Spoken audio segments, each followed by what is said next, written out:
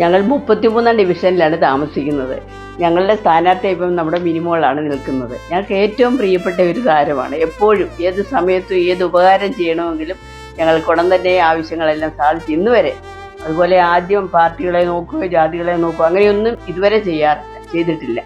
തന്നെയാണ് ഞാൻ അഭിപ്രായം പങ്കുവെച്ച പലരും പറഞ്ഞത്. ഇപ്രാവശ്യം നിന്ന് കഴിഞ്ഞാൽ നിശ്ചയമായിട്ടും വിജയം ഉറപ്പാണെന്നാണ് അവരെല്ലാം പറയുന്നത്. മിനിമോൾ അല്ലാതെ വേറൊരു സ്ഥാനാർത്ഥി ആയിരുന്നെങ്കിൽ ഒരുപക്ഷെ